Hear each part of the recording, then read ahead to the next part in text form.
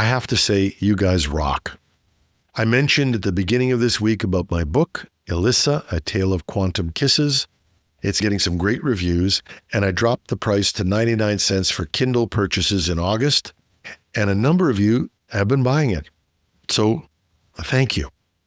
And hopefully some more good reviews will help me with my fall relaunch, which includes a new audiobook version. Your support is hugely appreciated. And if you haven't gotten a copy yet, you can buy them on Amazon. Just search for Elisa, Elisa, and Jim Love, or you can go to elisabook.com. And again, thanks for your support. This is a hugely important project for me. My first fictional novel. And honestly, from the reviews we've been getting, I think you're going to enjoy it. And now, back to our regularly scheduled programming. Black Hat shows how even a calendar invite can hijack your AI assistant. Critical flaws in Broadcom chips expose Dell laptops to stealth backdoor attacks. Microsoft Exchange 0 days are being actively exploited. And a listener reports a Canadian domain registrar caught with an expired certificate. This is Cybersecurity Today. I'm your host, Jim Love.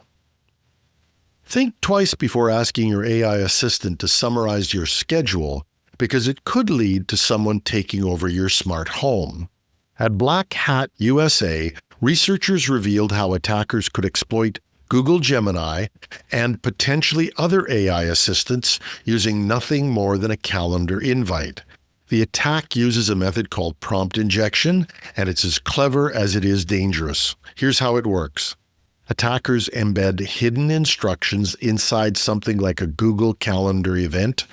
When Gemini scans and summarizes your schedule, it follows those prompts, no matter how malicious they are. In one example, researchers added a prompt to a calendar invite that told Gemini to email a specific person with a secret code exposing sensitive data without the user ever knowing. In another, they had Gemini unlock and disable connected smart devices, like turning off security systems simply by summarizing a compromised event description. The attack was laid out in a paper presented at Black Cat this year titled Invitation is All You Need, where the researchers detailed 14 different prompt injection techniques. The danger is made worse by Gemini's integration with Gmail, Calendar, and Drive, which is something that both OpenAI and Perplexity are doing as well, and that routine access to personal data could make these attacks far more powerful. There's a link to the paper in the show notes. And this wasn't the only AI exploit revealed at Black Hat. Another team from Hidden Layer demonstrated a skeleton key attack, embedding a backdoor into a deployed AI model that made it misclassify weapons as safe objects, all while passing normal system checks. The key insight?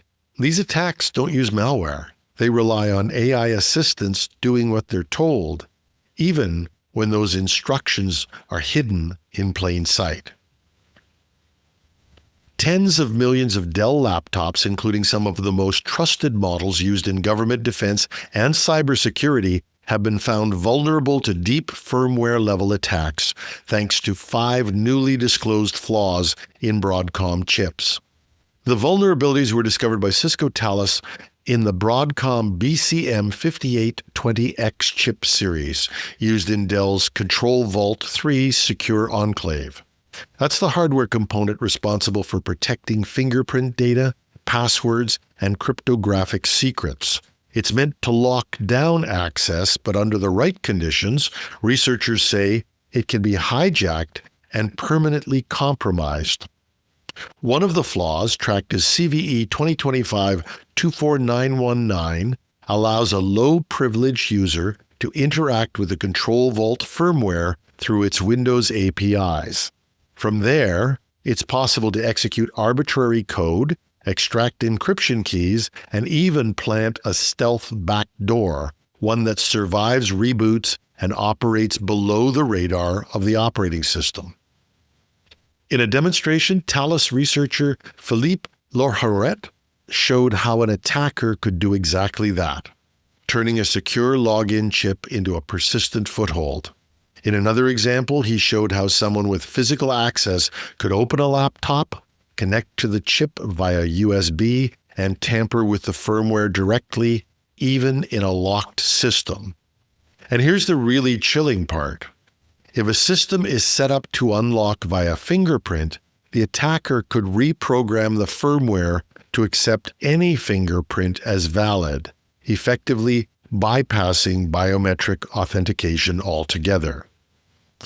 Dell said it released patches for the affected systems in mid-June and disclosed the flaws in a security advisory, DSA 2025-053.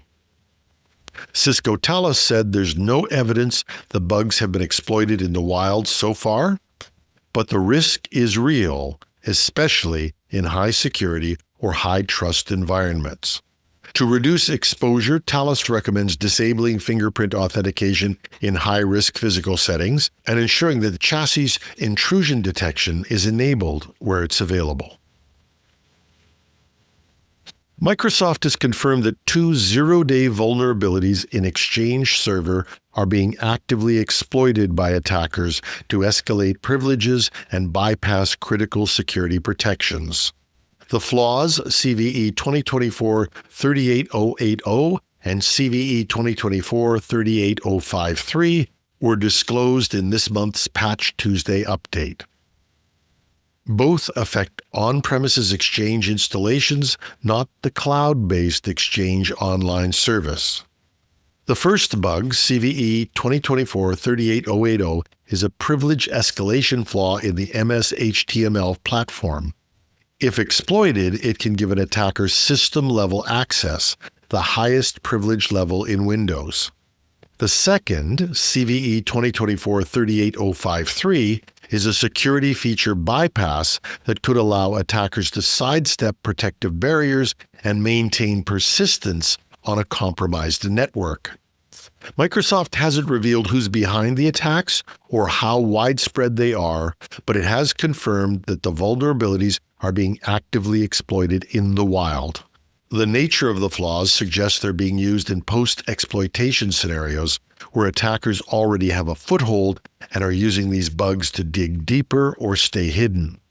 Patches are now available, and organizations running on-premise Exchange are urged to apply them immediately. Systems left unpatched could remain vulnerable to lateral movements and stealthy privilege escalation. It's another reminder that even with a shift to the cloud, on-prem Exchange remains a high-value target and a persistent weak point for attackers looking to escalate access inside enterprise networks. By the way, this is just one of the many stories we'll be covering in our month in review, where we do an in-depth dive into the key stories with our panel of experts. It's available on Saturday morning. And finally, we got an email from a listener this week. He's a senior IT executive who has worked closely with U.S. Homeland Security and, in his words, is a frequent and loyal listener to the show. He wrote in to share something he described as funny and ironically disturbing.